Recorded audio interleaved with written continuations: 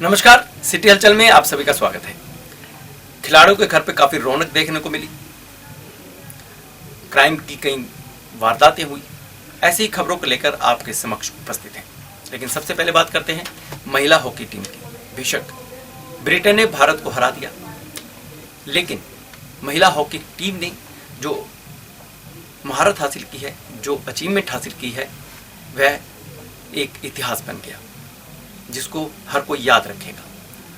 इन्हीं खिलाड़ियों के घरों में उत्साह देखने को मिला। बेशक टीम हार गई, लेकिन घर वालों में उत्साह की कमी देखने को नहीं मिली। भारतीय महिला हॉकी का कांस्य पदक के लिए मैच था ग्रेट ब्रिटेन के साथ, जिसमें भारतीय महिला हॉकी टीम के सभी खिलाड़ियों ने बेहतरीन प्रदर्शन किया। हालांकि इस बेहतरीन प्रदर्शन के बावजूद महिला हॉकी टीम को हार का मुंह देखना पड़ा। महिला हॉकी टीम को ब्रिटेन ने 4-3 से हरा दिया। इसको लेकर उन खिलाड़ियों के घर में सुबह से ही माता पिता और उनका पूरा परिवार टीवी स्क्रीन के आगे बैठ गया और मैच को बड़ी बारीकी से देख रहा था। नया गांव रानी खोखर के घर माता पिता के साथ साथ अन्य लोग भी यहां पर पहुंचे हुए थे। माता पिता से हमने बात की। हालांकि इसके बाद कुछ निराश नजर आए, लेकिन उनका कहना था कि भारतीय महिला हॉकी खिलाड़ियों ने बेहतरीन प्रदर्शन किया है। इससे महिलाओं का मनोबल बढ़ेगा और आने वाले समय में महिलाएं खुलकर खेलों में भाग ले सकेंगी। एक दो खिलाड़ी हैं जो अच्छा नहीं खेल रहे थे, वे गोल छोड़े जा रहे थे। शायद दूसरे आके वे उनको ये लगता कि हम अच्छा कर सकते हैं और मैच जीत सकते हैं, थोड़ा बदलाव आ जाता टीम में। तो बदलाव जरूरी था पर करा नहीं। बोला था रीना को, भाई वो कह रही थी मम्मी दुआ करना। मैंने कहा ठीक है भाई, दुआ करेंगे। और खेलना तो भाई आप ही लोगों के ऊपर है, अगर आप अच्छा खेलोगे तो जीत जाओगे। हाँ, माँ बाप अगर बेटी को साथ देंगे तो आगे आगे भी बढ़ेंगी और कामयाब भी होंगी। सभी को लड़का लड़की में भेदभाव नहीं करना चाहिए, आगे बढ़ाना चाहिए अपनी बेटी को और साथ देना चाहिए। लड़कियां हर तरफ कामयाबी की सीढ़ी चढ़ रही हैं और साथ देना चाहिए अपनी बेटी का पूरा पूरा। देखो जी, खेल अच्छा किया, वैसे वो नहीं है, पर क्या है हमारी थोड़ी दबाव में आई टीम। उनकी टीम हावी होती रही, पेनल्टी कॉर्नर उनको काफ़ी मिले, हमारे को कम मिले। तो अगर ज़्यादातर गोल हमारी टीम में रही। हमारी एकाधी पे बेटी ने गलती किया है, कोई बात नहीं, पर हम ये एक इतिहास बना के जा रही हैं बेटियाँ। आगे मेडल लेके आएंगी। आगे जैसे जैसे आगे पुरानी कहीं 80 के बाद तो नाम ही नहीं था। अभी ये जाके ये इसमें 2021 में 20 का है ये, और ये एशियन गेम, तो इसमें ये 20 का है, तो इसमें बहुत अच्छा इन्होंने तरक्की की। और आगे भी हम तो यही भगवान से प्रार्थना करते हैं आगे तरक्की करें और आगे भी। अभी तो नहीं लेके आए, दुख बहुत है मेडल नहीं आया, पर आगे अपना काम जारी रखें और आगे मेडल लेके आए। हाँ जी, बात हुई थी मैं जाने से पहले, उन्होंने एक भाई दुआ करो। हम तो दुआ कर ही रहे हैं, बल्कि 140 करोड़ जनसंख्या हमारे देश की, वो सब दुआ कर रहे हैं। तो अपने मेहनत करके आप खेलिए और जो भगवान रिजल्ट देगा वो अच्छा ही देगा। देखो ये तो बहुत ये है, 3 बार बिछड़ने के बाद इन्होंने जैसे वापसी की, ऐसी उम्मीद नहीं थी, पर इन्होंने वापसी करके देश का मान बढ़ाया और आगे बहुत अच्छे खेले। और हार जीत तो कोई भी एक टीम में एक हार दो लड़ेंगे तो उसमें एक हार नहीं है। ये बहुत अच्छा किया, देश का नाम रोशन किया इन्होंने, और आगे भी एक ऐसे खेलते रहे। दिल्ली में 9 साल की लड़की के साथ हुए दुष्कर्म को लेकर चंडीगढ़ के लोगों में भी रोष व्याप्त है। लोग चाहते हैं कि दुष्कर्म करने वाले आरोपियों को कड़ी से कड़ी सजा दी जाए। इसी को लेकर चंडीगढ़ में कैंडल मार्च निकाला गया और सेक्टर 25 के वाल्मीकि मंदिर में यह कैंडल मार्च समाप्त हुआ। यहाँ पर इकट्ठा हुए लोगों का कहना था कि जब तक आरोपियों को सजा नहीं मिलती, उनका यह मार्च, उनका यह प्रदर्शन भी जारी रहेगा। दिल्ली में 9 साल की नाबालिग लड़की के साथ दुष्कर्म करने के बाद उसे जिंदा जलाने के मामले में अभी तक आरोपी गिरफ्तार नहीं हुए हैं, लेकिन इसे लेकर चंडीगढ़ के लोगों में भी आक्रोश देखा जा रहा है। इसके चलते सेक्टर 25 में शिवसेना द्वारा कैंडल मार्च निकालकर ऐसी घिनौनी घटना को अंजाम देने वाले दरिंदों को फांसी की सजा देने की मांग की गई है।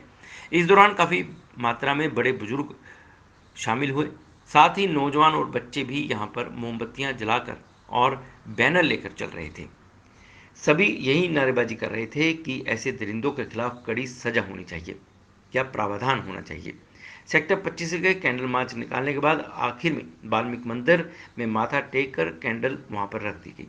इसी दौरान नाबालिग बच्ची की आत्मा की शांति के लिए 2 मिनट का मौन व्रत भी रखा गया। कैंडल मार्च में शामिल होने वाले लोगों ने कहा कि अगर जल्द ही इस मामले में आरोपियों को गिरफ्तार कर सजा नहीं दी गई तो उनकी ओर से संघर्ष और तेज किया जाएगा, क्योंकि बच्चियां सभी की सांझी होती हैं। अगर सरकार के पास ऐसे दरिंदों को फांसी देने के लिए कोई जल्लाद नहीं है तो वह जल्लाद का काम भी करने के लिए तैयार हैं। आज जो है शिवसेना हिंदुस्तान के सभी शिव सैनिकों के साथ साथ जो छोटी छोटी बच्चियां भी इसमें शामिल हुई, और सभी दुखद की घटना तो तब हुई है कि बेटी के साथ दुष्कर्म करने के बाद उसको जिंदा जला दिया गया, और वो भी उसको उल्टा लेटाकर। तो मैं सबसे पहले तो ये कहना चाहूँगा कि देखिए, हिंदुस्तान की सरकार जो कि बेटी बचाओ बेटी पढ़ाओ का नारा लगाती है, कहाँ पर हमारी बेटी सुरक्षित है? सरकार के इसमें आजकल छोटी छोटी 9 साल की बच्चियों के साथ जो है दुष्कर्म होने लगे, तो बड़ी बच्चियों का क्या होगा? देखिए, हम कहना चाहते हैं कि वाल्मीकि समाज की हो या किसी भी समुदाय की बच्ची हो, बच्ची जो एक बेटी होती है और वो सबकी एक जैसी होती है, और दोषी चाहे वो किसी भी समुदाय से हो, किसी भी धर्म से हो, उसको कड़ी से कड़ी सज़ा मिलनी चाहिए। अगर सरकार के पास फांसी देने के लिए कोई जो है दरिंदा नहीं मिलता, जल्लाद नहीं मिलता, तो वो जल्लाद का काम करने के लिए मैं तैयार हूं। मेरे कुछ साथी बलविंदर मलिक जैसे साथी तैयार हैं। अगर सरकार के बस का ये भी नहीं है तो हम उस चीज़ के लिए उनको खुद खड़े होकर जिंदा जला देंगे और उसकी सज़ा भी पाने के लिए तैयार होंगे, क्योंकि बेटी सबकी एक समान होती है। पंजाबी अदाकार सोनिया मान मोहाली में किसानों के धरने पर पहुंची।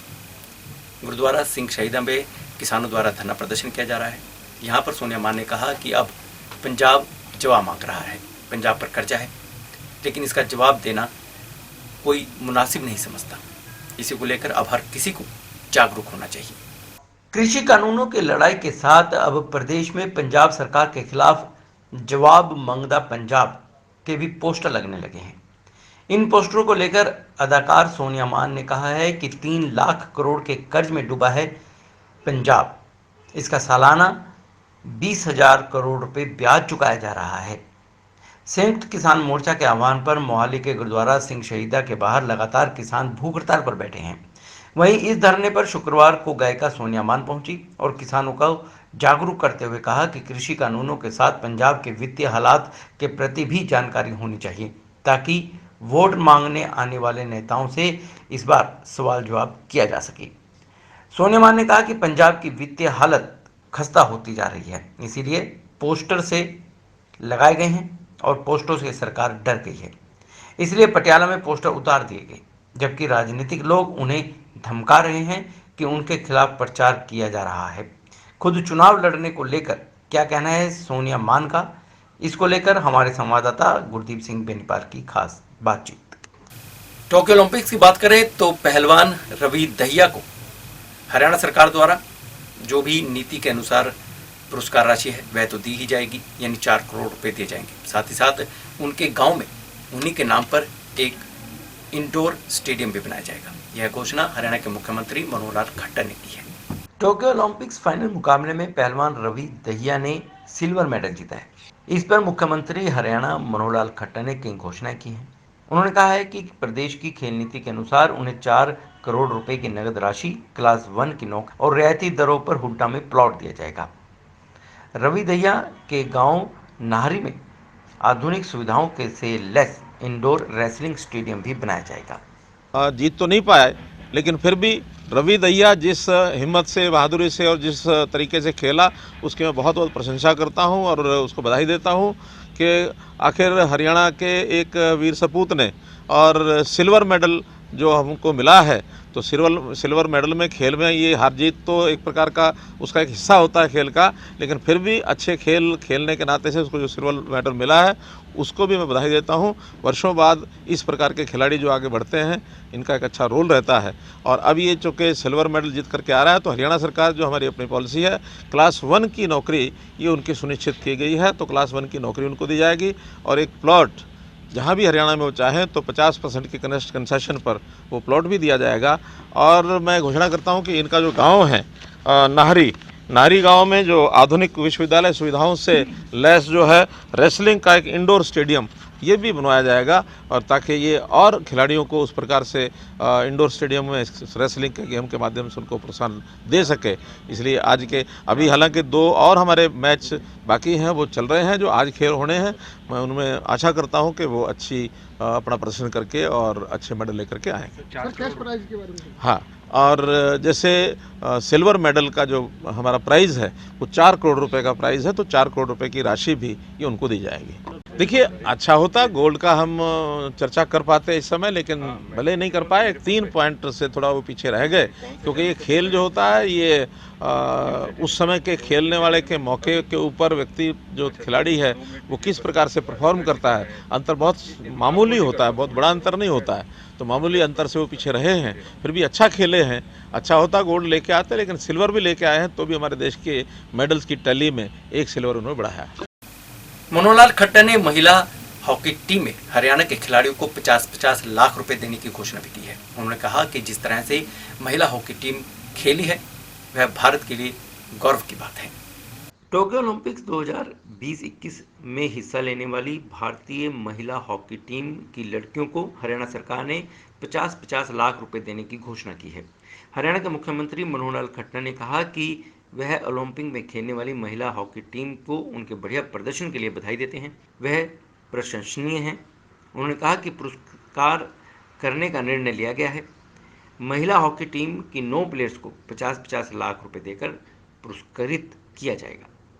हमारी जो टीम है लड़कियों की हॉकी की बहुत ही बढ़िया ढंग से खेले हैं, और एक समझो बराबर का मुकाबला ब्रिटेन की टीम के साथ था। बहुत मामूली अंतर से 1 गोल से हम जीत नहीं पाए हैं, फिर भी हमारी जो टीम बहुत अच्छे प्रकार से खेली, बड़े दमदार तरीके से खेली, और उसमें अच्छी बात यह है कि हरियाणा के उसमें 9 खिलाड़ी जो महिला खिलाड़ी हैं वो हरियाणा से ही थी। आज उनका स्थान 4था स्थान रहा है, तो उस उपलक्ष्य में हमने उनके लिए आज 50 लाख रुपए की घोषणा भी की है, और मैं उनको एक प्रकार से ये कहूँगा कि इसी उत्साह से खेलें और आगे बढ़ें, अगली बार ये जो कमियां रही इसको पूरा करें। आज बजरंग पूनिया ने भी आज अपना अच्छा प्रदर्शन करके और सेमीफाइनल में पहुंचा है। मैं आशा करता हूं कि शाम का जो उसका मैच है 2-2:30 बजे जो भी है, तो उसमें और वो अच्छा प्रदर्शन करे और फाइनल में पहुंचे। गोल्ड मेडल की आस हमारी है, वो उससे हम लगा कर रखेंगे, तो वो भी खेलेगा, और आज कम से कम सेमीफाइनल में पहुँचने के बाद उसने अपना एक कदम और आगे बढ़ाया है, वो और आगे बढ़े, ऐसी मेरी आशा है। अभी सब टीमों का एक पूरा होने के बाद जरूर एक कार्यक्रम करेंगे। जैसे ही सब खिलाड़ी वापस लौट आते हैं, तो सभी जो हमारे 30 खिलाड़ी गए हैं सबके लौटने के बाद हम एक कार्यक्रम करेंगे। भारतीय हॉकी टीम में चंडीगढ़ एकेडमी के भी कई खिलाड़ी खेल रहे थे, जिनको सम्मान भी दिया जाएगा। चंडीगढ़ के स्पोर्ट्स विभाग द्वारा यह घोषणा की गई है कि चंडीगढ़ की एकेडमी से खेले गए खिलाड़ियों को पारितोषिक के तौर पर सम्मान दिया जाएगा। टोक्यो ओलंपिक्स में भारतीय हॉकी टीम पुरुष वर्ग को 41 साल बाद कांस्य पदक जीतने का जश्न शहर में भी मनाया गया। इसके साथ चंडीगढ़ एकेडमी के 2 पूर्व ट्रेनी इन भारतीय हॉकी टीम के सदस्य हैं। इनके जीतने के बाद चंडीगढ़ स्पोर्ट्स विभाग के डायरेक्टर तेजदीप सिंह सैनी ने प्रेस वार्ता कर जानकारी देते हुए कहा कि चंडीगढ़ हॉकी एकेडमी के ट्रेनर गुरजंट सिंह व रुपिंदर पाल का चंडीगढ़ आने पर स्वागत किया जाएगा। इन्हें कैश अवार्ड देकर सम्मानित किया जाएगा। उन्होंने कहा कि टोक्यो ओलंपिक्स में पुरुष व महिला टीम ने चंडीगढ़ के 5 पूर्व ट्रेनी भाग ले रहे थे। उन्होंने कहा कि महिला वर्ग में मोनिका, शर्मिला व नया गांव की रीना खोखर इसमें मुख्य रूप से शामिल थी। उन्होंने कहा कि चंडीगढ़ हॉकी एकेडमी से इनसे पूर्व भी कई ट्रेनी भारतीय टीम का हिस्सा बन चुके हैं। उन्होंने प्रेस वार्ता के दौरान कहा कि इन 5 खिलाड़ियों पर देश को ही नहीं उनको भी गर्व है। प्लेयर ਜਿਹੜੇ ਸਾਡੇ ਇੱਥੋਂ ਪਾਸ ਆਊਟ ਹੋ ਕੇ ਇੰਡੀਅਨ ਟੀਮ ਦੇ ਵਿੱਚ ਰਿਪਰੈਜ਼ੈਂਟ ਕਰਕੇ ਹੁਣ ਓਲੰਪਿਕਸ ਦੇ ਵਿੱਚ ਰੁਪਿੰਦਰ ਸਿੰਘ ਤੇ ਗੁਰਜੰਟ ਸਿੰਘ। ਇਹ ਪਿੱਛੇ ਜੇ ਤੁਸੀਂ ਸ਼ਾਇਦ ਕੁਝ ਨਿਊਜ਼ਪੇਪਰਸ ਨੇ ਕਵਰ ਵੀ ਕੀਤਾ ਹੋਣਾ, ਤੁਹਾਡੇ ਧਿਆਨ 'ਚ ਹੋਣਾ, ਟੋਟਲ 5 ਪਲੇਅਰਸ ਇਸ ਟਾਈਮ ਇੰਡੀਅਨ ਹਾਕੀ ਟੀਮ ਦੇ ਵਿੱਚ ਚੰਡੀਗੜ੍ਹ ਹਾਕੀ ਅਕੈਡਮੀ ਦੇ ਹੈ। ਉਹਦੇ ਵਿੱਚ 2 ਪਲੇਅਰ ਹੈਗੇ ਆ ਰੁਪਿੰਦਰ ਸਿੰਘ ਤੇ ਗੁਰਜੰਟ ਸਿੰਘ ਇੰਡੀਅਨ ਮੈਨ ਟੀਮ ਦੇ, ਜੋ ਚੰਡੀਗੜ੍ਹ ਹਾਕੀ ਅਕੈਡਮੀ ਵੱਲੋਂ ਖੇਡ ਕੇ ਇੱਥੋਂ ਸਿੱਖ ਕੇ ਬੇਸਿਕਸ ਕਲੀਅਰ ਕਰਕੇ ਫਿਰ ਪਾਸ ਆਊਟ ਹੋ ਕੇ ਗਏ ਇੰਡੀਅਨ। ਤੇ 3 ਲੜਕੀਆਂ ਗਰਲ ਪਲੇਅਰਸ, ਜਿਨ੍ਹਾਂ ਚੋਂ ਮੋਨਿਕਾ, ਸ਼ਰਮੀਲਾ ਤੇ ਰੀਨਾ ਖੋਖਰ, ਇਹ ਇੰਡੀਅਨ ਵੂਮਨ ਟੀਮ ਦੀ ਜੋ ਪਾਰਟ ਨੇ ਔਰ ਆਪਣੇ 올림픽ਸ ਦੇ ਵਿੱਚ ਪਾਰਟਿਸਿਪੇਟ ਕਰ ਰਹੇ ਨੇ। ਇਹ 3 ਲੜਕੀਆਂ ਪਲੇਅਰਸ ਇੰਡੀਅਨ ਟੀਮ ਦੇ ਵਿੱਚ। ਸੋ ਇਹਦੇ ਵਿੱਚ ਜੋ ਰੁਪਿੰਦਰ ਸਿੰਘ ਹੈਗੇ ਆ, ਉਹ ਹਾਕੀ ਅਕੈਡਮੀ 2002 ਦੇ ਵਿੱਚ ਸਾਡੇ ਕੋਲ ਆਏ ਤੇ 2008 ਦੇ ਵਿੱਚ ਪਾਸ ਆਊਟ ਹੋਏ ਤੇ ਉਹਨਾਂ ਨੇ SN ਵੋਰਾ 2004 ਅੰਡਰ 14 ਟੀਮ ਦੇ ਵਿੱਚ ਉਹ ਹਿੱਸਾ ਸੀਗੇ। ਹਾਂ, school national 2005 under 17, school national 2006 under 12, school national 2007 Madhya Pradesh 3rd position, Nehru 골ਡ cup 2004 2nd position, PHL 2007 Chandigarh 2nd position, junior national Andhra Pradesh ਹੋਈ, ਜੂਨੀਅਰ ਇੰਡੀਅਨ ਕੈਂਪ 2007 ਦੇ ਵਿੱਚ ਅਟੈਂਡ ਕੀਤਾ ਹੈ ਜੀ। ਰਾਈਟ, ਉਸ ਤੋਂ ਬਾਅਦ ਉਹ ਇੰਡੀਅਨ ਕੈਂਪ ਦੇ ਵਿੱਚ ਰਹੇ ਆ ਤੇ ਅੱਗੇ ਤੁਹਾਨੂੰ ਉਹਨਾਂ ਦਾ ਪਤਾ ਹੈ ਵੀ ਇੰਡੀਅਨ ਟੀਮ ਦੇ ਨਾਲ ਉਹ ਹਿੱਸਾ ਬਣਿਆ। ਤੇ ਜਿਹੜੇ ਦੂਸਰੇ ਪਲੇਅਰ ਆ ਗੁਰਜੰਟ ਸਿੰਘ, ਉਹ ਵੀ ਚੰਡੀਗੜ੍ਹ ਹਾਕੀ ਅਕੈਡਮੀ ਤੋਂ ਸਿੱਖ ਕੇ ਗਏ ਆ। School national 2007 under 17 Chandigarh winner, school national 2009 under 17 Andhra Pradesh, 2005 ਦੇ ਵਿੱਚ ਇਹਨਾਂ ਨੇ ਅਕੈਡਮੀ ਨੂੰ ਜੁਆਇਨ ਕੀਤਾ, 2011 ਵਿੱਚ ਪਾਸ ਆਊਟ ਹੋਏ। School national 2010 under 19 Haryana, national 2006-7 under 17 Chhattisgarh, school national 2011 under 19 Madhya Pradesh winner, Nehru 골ਡ cup 2009 Chandigarh winner, all India administration cup Chandigarh winner, Malaysia tour 2009 ਦੇ ਵਿੱਚ, ਸੀਨੀਅਰ ਨੈਸ਼ਨਲ 2010 ਭੋਪਾਲ ਤੇ ਜੂਨੀਅਰ ਇੰਡੀਆ ਕੈਂਪ 2011। ਸੋ ਇਹ ਜਿਹੜਾ ਹੈਗਾ ਪਲੇਅਰਸ ਵੱਖ-ਵੱਖ ਟੂਰਨਾਮੈਂਟਸ ਦੇ ਵਿੱਚ ਪਾਰਟਿਸਿਪੇਟ ਇੱਥੋਂ, ਕਿਉਂਕਿ ਐਕਸਪੋਜ਼ਰ ਬੜਾ ਇੰਪੋਰਟੈਂਟ ਹੈ ਔਰ ਟੂਰਨਾਮੈਂਟਸ ਦਾ ਐਕਸਪੋਜ਼ਰ ਹੋਵੇ, ਬੱਚਾ ਟੂਰਨਾਮੈਂਟਸ ਪਾਰਟਿਸਿਪੇਟ ਕਰੇ ਪਲੇਅਰ, ਤਾਂ ਉਹ ਜਿਹੜਾ ਹੈਗਾ ਉਹ ਫਿਰ ਉਹਦਾ ਐਕਸਪੋਜ਼ਰ ਵੀ ਹੁੰਦਾ ਹੈ ਤੇ ਪਲੇਅਰ ਨੂੰ ਐਕਸਪੀਰੀਅੰਸ ਵੀ ਮਿਲਦਾ। ਤਾਂ ਸਾਡੀ ਕੋਸ਼ਿਸ਼ ਇਹੀ ਰਹਿੰਦੀ ਆ ਵੀ ਅਕੈਡਮੀ ਨੂੰ ਵਧੀਆ ਤੋਂ ਵਧੀਆ ਫੈਸਿਲਿਟੀਜ਼ ਪਲੇਅਰਸ ਨੂੰ ਮਿਲਣ ਔਰ ਉਸ ਤੋਂ ਉਪਰੰਤ ਜਿਹੜੇ ਪਲੇਅਰ ਸਾਡੇ 2000 ਜਦੋਂ ਵੀ 7 ਸਾਲ ਦੇ ਟੈਨਿਓਰ ਆਪਣਾ ਇੱਥੇ ਪੂਰਾ ਕਰਕੇ ਉਹ ਅੱਗੇ ਜਿਹੜੇ ਹਾਰਡ ਵਰਕਿੰਗ ਪਲੇਅਰਸ ਹੈਗੇ ਆ, ਸਿੰਸੀਅਰਲੀ ਕੋਚਿਸ ਦੀ ਗੱਲ ਮੰਨਦੇ ਆ, ਉਹ ਆਪਣੇ ਇੰਡੀਅਨ ਟੀਮ ਦੇ ਵਿੱਚ ਰਿਪਰੈਜ਼ੈਂਟ ਕੀਤਾ ਹੈ ਪਹਿਲਾਂ ਵੀ, ਹੁਣ ਵੀ ਕਰ ਰਹੇ ਆ ਔਰ ਆਉਣ ਵਾਲੇ ਸਮੇਂ ਦੇ ਵਿੱਚ ਵੀ ਅਸੀਂ ਪੂਰੀ ਸਪੋਰਟਸ ਡਿਪਾਰਟਮੈਂਟ ਕੋਸ਼ਿਸ਼ ਕਰੇਗਾ ਵੀ ਹਰ ਇੱਕ ਫੈਸਿਲਿਟੀ ਉਹਨਾਂ ਨੂੰ, ਡਾਈਟ, ਇਕਵਿਪਮੈਂਟ ਵਧੀਆ ਤੋਂ ਵਧੀਆ ਹਰ ਚੀਜ਼ ਅਸੀਂ ਦਈਏ ਔਰ ਆਉਣ ਵਾਲੇ ਸਮੇਂ ਦੇ ਵਿੱਚ ਵੀ ਜਿਹੜੇ ਪਲੇਅਰਸ ਨੇ ਪਾਰਟਿਸਿਪੇਟ ਕੀਤਾ, ਜਿਹੜੇ ਪਲੇਅਰ ਟੀਮ ਗਈ ਆ, ਉਹਨਾਂ ਨੂੰ ਕੰਗ੍ਰੈਚੁਲੇਸ਼ਨਸ ਹੈ ਕਿਉਂਕਿ ਬਹੁਤ ਹੀ ਵੱਡੀ ਇਹ ਉਹਨਾਂ ਦੀ ਹਾਰਡ ਵਰਕ ਹੈ ਔਰ ਉਸ ਤੋਂ ਉਪਰੰਤ ਉੱਥੇ ਜਿਹੜੇ ਨੈਸ਼ਨਲ ਟੀਮ ਦੇ ਕੋਚਿਸ ਹੈ, ਕੋਚਿਸ ਦਾ ਵੀ ਬਹੁਤ ਵੱਡਾ ਹਾਰਡ ਵਰਕ ਹੈ। ਜਿਹੜੇ ਕੋਚਿਸ ਉਹਨਾਂ ਦੇ ਨਾਲ ਨੈਸ਼ਨਲ ਟੀਮ ਦੇ ਹੈਗੇ ਆ, ਫਿਰ sports authority of India, ministry of youth affairs and sports government of India, ਠੀਕ ਹੈ ਨਾ ਜੀ, ਜਿਨ੍ਹਾਂ ਨੇ ਸਾਰਿਆਂ ਨੇ ਇਹ ਟੀਮ ਗਈ ਆ ਔਰ ਇਹਨਾਂ ਦੀ ਤਿਆਰੀ ਹੋਈ ਆ। ਇੰਡੀਅਨ ਕੈਂਪ ਲੱਗਿਆ ਹੈਗਾ ਇੰਡੀਅਨ ਟੀਮ ਦਾ ਜਾਣ ਤੋਂ ਪਹਿਲਾਂ, ਸਾਰਾ ਹਾਰਡ ਵਰਕ ਕੀਤਾ ਪਲੇਅਰਸ ਨੇ। ਸਾਰਿਆਂ ਨੂੰ ਅਸੀਂ ਕੰਗ੍ਰੈਚੁਲੇਟ ਕਰਦੇ ਹਾਂ, ਇਹਨਾਂ ਦੇ ਪੇਰੈਂਟਸ ਨੂੰ ਕੰਗ੍ਰੈਚੁਲੇਟ ਕਰਦੇ ਹਾਂ, ਇਹਨਾਂ ਦੇ ਇੰਡੀਵਿਜੂਅਲ ਕੋਚਿਸ ਨੂੰ ਕੰਗ੍ਰੈਚੁਲੇਟ ਕਰਦੇ ਹਾਂ ਸਪੋਰਟਸ ਡਿਪਾਰਟਮੈਂਟ ਚੰਡੀਗੜ੍ਹ, ਔਰ ਆਸ ਕਰਦੇ ਹਾਂ ਆਉਣ ਵਾਲੇ ਸਮੇਂ ਦੇ ਵਿੱਚ ਅਸੀਂ ਹਾਕੀ ਦੇ ਵਿੱਚ, ਫੁੱਟਬਾਲ ਵੀ ਸਾਡੇ ਬੱਚੇ ਇੰਡੀਅਨ ਟੀਮ ਵਿੱਚ ਖੇਡ ਰਹੇ ਆ, ਹੁਣ ਵੀ ਖੇਡ ਰਹੇ, ਪਹਿਲਾਂ ਵੀ ਖੇਡਦੇ ਰਹੇ, ਆਉਣ ਵਾਲੇ ਸਮੇਂ ਦੇ ਵਿੱਚ ਵੀ ਖੇਡਣ। ਔਰ ਕ੍ਰਿਕਟ ਦੀ ਵੀ ਤੁਹਾਨੂੰ ਪਤਾ ਹੀ ਆ, ਚੰਡੀਗੜ੍ਹ ਦੀ ਆਪਣੀ ਟੀਮ ਬਣ ਗਈ ਆ, ਚੰਡੀਗੜ੍ਹ ਨੂੰ ਅਫੀਲੀਏਸ਼ਨ ਮਿਲ ਗਈ ਸੀ BCCI ਤੋਂ, ਤੇ ਉਹ ਐਸੋਸੀਏਸ਼ਨਸ ਟੀਮ ਸਿਲੈਕਟ ਕਰਦੀਆਂ, ਸਾਡੀਆਂ ਲੜਕੀਆਂ ਦੀਆਂ ਟੀਮਾਂ ਹੈਗੀਆਂ ਔਰ ਉਹਦੇ ਵਿੱਚ ਚੰਡੀਗੜ੍ਹ ਦੀ ਟੀਮ ਦੇ ਵਿੱਚ ਮੈਕਸਿਮਮ ਪਲੇਅਰਸ ਚੰਡੀਗੜ੍ਹ ਦੇ ਹੁੰਦੇ ਆ, ਚੰਡੀਗੜ੍ਹ ਕ੍ਰਿਕਟ ਅਕੈਡਮੀ ਦੇ ਹੁੰਦੇ। ਇਹ ਵੀ ਤੁਸੀਂ ਚੈੱਕ ਕਰਿਓ।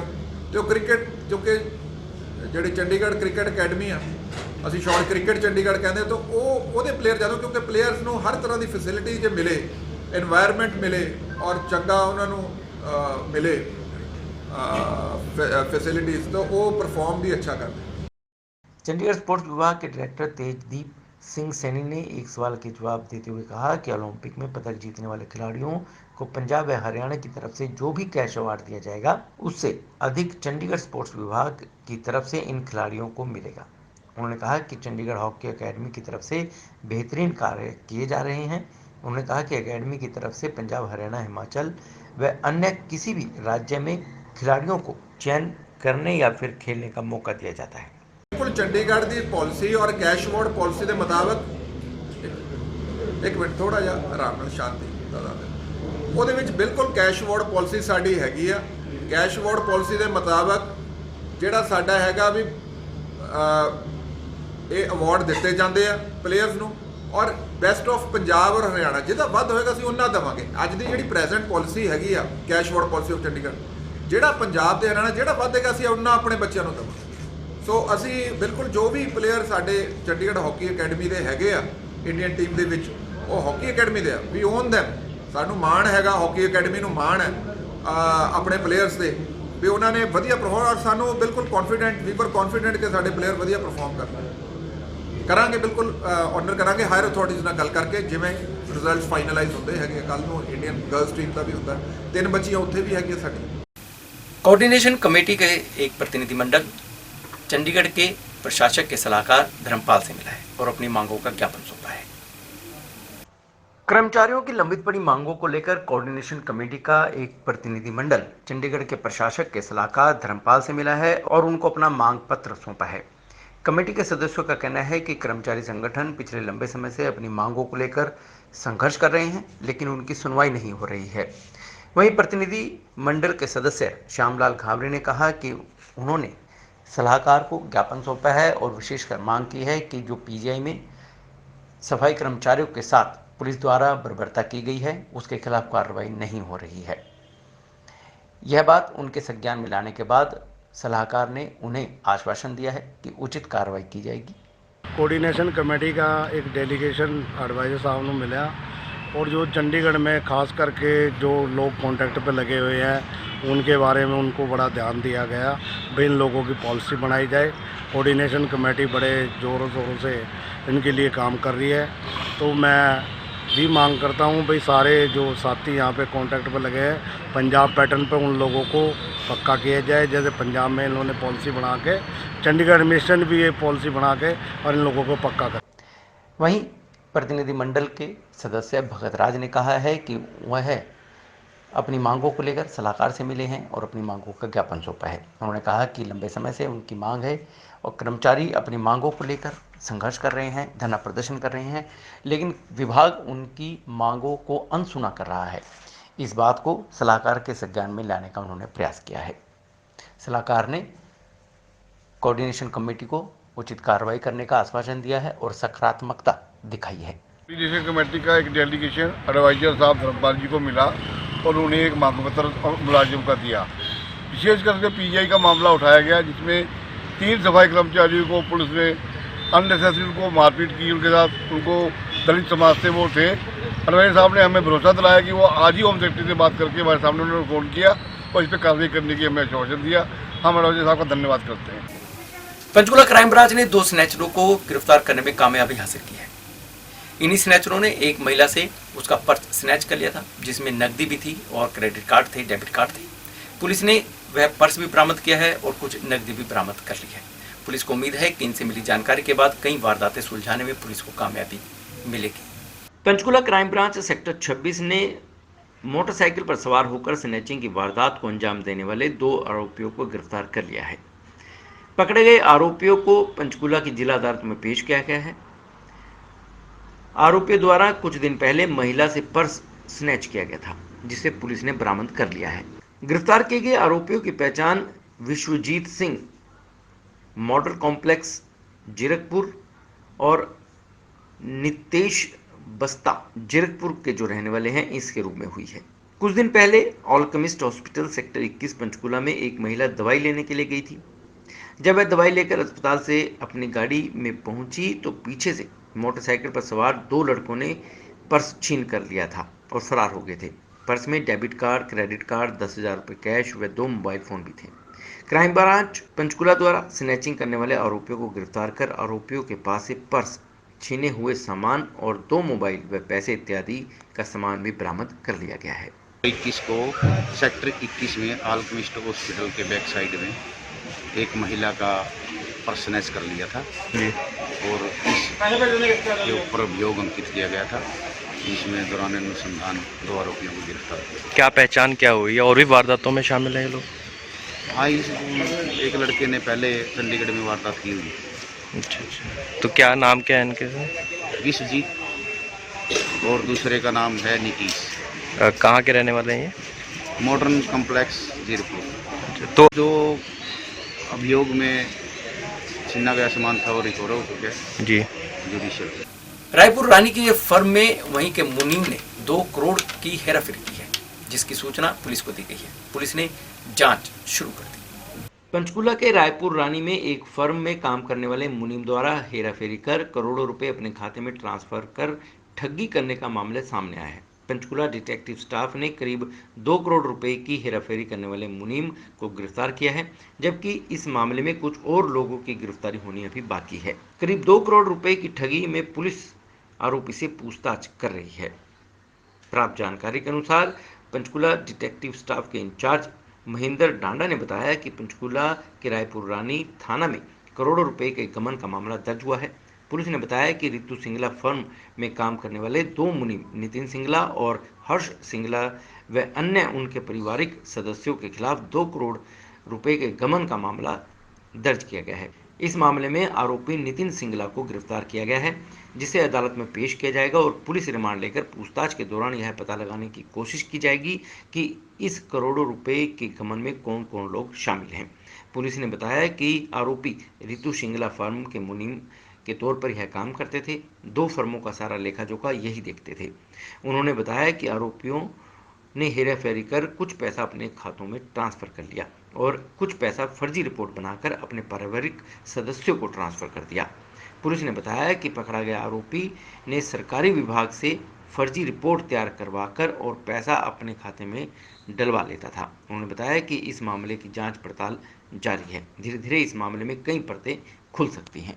इसमें जो फर्म है एक अपना रितु सिंगला और उनकी फर्म में 2 मुनीम होते थे, नितिन सिंगला और हर्ष सिंगला। इसमें उनके पारिवारिक सदस्य और उनके सबके खिलाफ गबन का मामला और कोई 2-3 करोड़ रुपए के करीब जो शिकायत है, जिस पर पर्चा दर्ज हुआ है और इसमें नितिन सिंगला को काबू किया गया, जिसको अरेस्ट करके आज माननीय अदालत में पेश किया जाएगा और माननीय अदालत से इसका रिमांड लिया जाएगा, ताकि इसमें किस किस प्रकार से कौन कौन शामिल है उन सब के बारे में पता किया जाएगा और इसमें रिकवरी की जाएगी। तो गबन कैसे किया गया, क्या गबन ये इसमें मुनीम थे इनकी फर्म पे, इनकी 2 फर्में हैं। उस फर्म पे यही अपना लेखा जोखा सारा कुछ काम यही करते थे। इन्होंने जो है ना कई प्रकार से अपने खातों में कुछ पेमेंट ट्रांसफर की है, कुछ इन्होंने जो है ना फर्जी रिपोर्ट बना के उसमें भी जो है ना कुछ पैसा इन्होंने अपने पारिवारिक मेंबरों और उनके आगे जो है ना को ट्रांसफ़र किया है और इसमें कुछ एफर्ट किया और सरकारी डिपार्टमेंट्स के भी जो है ना उनसे वहाँ पर फर्जी रिपोर्ट तैयार करके उन्होंने वहाँ पर से भी जो है ना पैसा अपने खाते में डलवाया। तो अभी इसमें तफ्तीश गहनता से जारी है, धीरे धीरे इसमें परतें खुल जाएंगी, सभी रिपोर्ट के आधार पर इसमें कार्रवाई की जाएगी। ये थी शहर में घटित घटनाएं जिसको हमने आपको बताने का प्रयास किया है। ऐसी ही घटनाओं को जानने के लिए आप हमारा YouTube चैनल रोशन भव सिटी हलचल सब्सक्राइब कीजिए और देखते रहिए सिटी हलचल। नमस्कार।